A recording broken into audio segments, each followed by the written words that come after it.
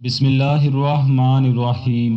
محمد بن سعد نے واقدی کے حوالے سے بیان کیا ہے کہ حضرت علی کرم اللہ وجہہ الکریم فرماتے ہیں، ایک مرتبہ نبی کریم صلی اللہ علیہ وآلہ وسلم نے مجھے یمن کی طرف بھیجا۔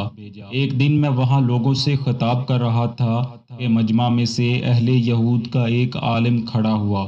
اس کے ہاتھ میں ایک کتاب تھی جسے وہ دیکھ رہا تھا۔ عالم نے مجھے دیکھا اور پوچھنے لگا، ہمیں ابو القاسم یعنی حضرت محمد رسول اللہ صلی اللہ علیہ وآلہ وسلم کی صفات بتائیے۔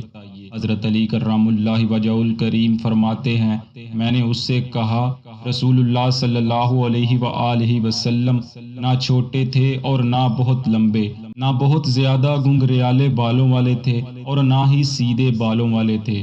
آپ کم گھنگریالے سیاہ بالوں والے تھے۔ آپ کا سر مبارک قدرے بڑا اور رنگ میں سرخی ملی ہوئی تھی، یعنی سرخی مائل تھا۔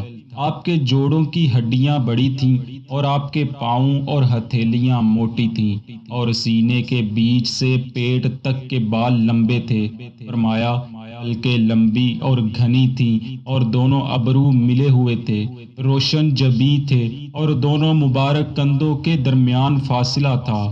جب چلتے تو لڑکھڑاتے گویا ڈھلان سے نیچے اتر رہے ہیں، یعنی چال میں اس قدر میانہ روی اور عاجزی تھی کہ اکڑ کا شائبہ تک نہ ہوتا تھا۔ پھر فرمایا، میں نے آپ سے قبل اور نہ آپ کے بعد کسی کو آپ صلی اللہ علیہ وآلہ وسلم کی مانند دیکھا ہے۔ حضرت علی علیہ السلام بیان فرماتے ہیں، پھر میں خاموش ہو گیا تو اس عالم نے مجھے کہا، یہ کیا؟ آپ فرماتے ہیں، میں نے کہا، بس مجھے یہی کچھ یاد ہے۔ کہنے لگا، سنیں، آپ صلی اللہ علیہ وآلہ وسلم کی مبارک آنکھوں میں سرخ ڈورے ہیں، آپ کی داڑھی مبارک اور منہ خوبصورت ہیں، اور آپ کے کان مکمل ہیں، اور آپ پوری طرح سامنے آتے ہیں اور پوری طرح پیٹھ پھیرتے ہیں، یعنی مڑ مڑ کر اور چہرہ گھما گھما کر دیکھنا آپ کی شان نہیں ہے۔ حضرت علی فرماتے ہیں، میں نے اس یہودی عالم کی بات سنی اور کہا، قسم بخدا، یہ خوبیاں جو تم نے بیان کی ہیں، یہ بھی رسول اللہ صلی اللہ علیہ وآلہ وسلم میں موجود ہیں۔ یہودی عالم نے پھر کہا، یہ کیا؟ حضرت علی نے فرمایا، اور کیا ہیں؟ کہنے لگا، رسول اللہ صلی اللہ علیہ وآلہ وسلم میں جھکاؤ پایا جاتا ہے۔ فرمایا، یہ بات تو میں نے تمہیں بتائی ہے کہ آپ کا چلنا یوں ہے کہ گویا آپ ڈھلوان سے اتر رہے ہوں۔ عالم نے کہا، میں نے یہ خوبیاں اس کتاب میں پائی ہیں جو میرے ہاتھ میں ہے، اور ہمیں معلوم ہے کہ اسے حرم الہی میں اس کے گھر میں امن کی جگہ پر مبعوث کیا جائے گا۔ پھر وہ ایک حرم کی طرف ہجرت کرے گا اور اسے وہ حرم بنا دے گا، اور اس کی حرمت اس حرم کی طرح ہوگی جسے اللہ نے حرم بنایا ہے، اور ہم ان لوگوں کو اس کے انصار پاتے ہیں جن کی طرف وہ ہجرت کرے گا۔ وہ لوگ عمر بن عامر کی اولاد میں سے ہیں جو کھجوروں کے درختوں اور زمینوں کے مالک ہیں، جو پہلے یہودی تھے۔ حضرت علی رضی اللہ تعالی عنہ نے فرمایا، وہی تو رسول اللہ صلی اللہ علیہ وآلہ وسلم ہیں۔ عالم نے کہا، میں گواہی دیتا ہوں کہ وہ نبی ہیں اور سب لوگوں کی طرف اللہ کے رسول صلی اللہ علیہ وآلہ وسلم ہیں، اور میں اسی عقیدے پر زندہ رہوں گا اور مروں گا اور اٹھوں گا انشاءاللہ۔ راوی بیان کرتے ہیں، وہ یہودی عالم حضرت علی کرم اللہ وجہہ الکریم کی وہاں موجودگی کے دوران اکثر آپ کے پاس آیا کرتا تھا، اور آپ اسے قرآن پڑھاتے تھے اور اسے اسلامی احکام سکھاتے تھے، حتیٰ کہ آپ رضی اللہ عنہ اور وہ عالم وہاں سے نکل پڑے۔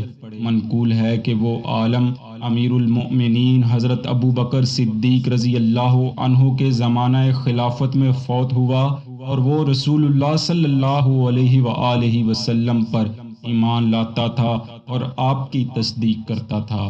ابو داؤد طیالسی علیہ رحمہ بیان کرتے ہیں، رسول اللہ صلی اللہ علیہ وآلہ وسلم کی آنکھوں میں سرخ ڈورے تھے، اور آپ باریک کمر اور کشادہ دہن تھے۔ صحیح مسلم شریف کی ایک حدیث پاک میں ہے کہ رسول اللہ صلی اللہ علیہ وآلہ وسلم کی مبارک آنکھوں کی پلکیں لمبی تھیں اور آنکھ مبارک کی سفیدی میں سرخی پائی جاتی تھی، اور یہ قوت و شجاعت پر دلالت کرتا ہے۔ اسی طرح ایک روایت امام ترمذی نے نقل کی ہے کہ راوی بیان کرتے ہیں، میں جب رسول اللہ صلی اللہ علیہ وآلہ وسلم کی طرف دیکھتا تو کہتا سرمگی آنکھوں والے، حالانکہ آپ سرمگی آنکھوں والے نہ تھے، اور رسول اللہ صلی اللہ علیہ وآلہ وسلم کی پنڈلیاں باریک تھیں اور آپ صرف تبسم فرماتے تھے۔ دوستو، بے شک اللہ رب العالمین نے اپنے محبوب سرور کائنات حضرت محمد مصطفیٰ صلی اللہ علیہ وآلہ وسلم کو خوبصورت و خوب سیرت پیدا فرمایا ہے، کہ جن کے حسن و سیرت کی مثال نہ پہلے کبھی تھی نہ قیامت تک ہوگی۔ اس نے مصطفیٰ صلی اللہ علیہ وآلہ وسلم پر کتب احادیث میں درجنوں روایات وارد ہوئی ہیں، جن میں سے ہم نے چند پر اکتفا کیا ہے۔ دعا ہے اللہ رب العالمین آپ کے ذکر خیر کو اپنی بارگاہ عالیہ میں قبول فرمائے اور ہمیں سیرت مصطفیٰ صلی اللہ علیہ وآلہ وسلم پر عمل پیرا ہوتے ہوئے زندگی بسر کرنے کی توفیق عطا فرمائے، آمین۔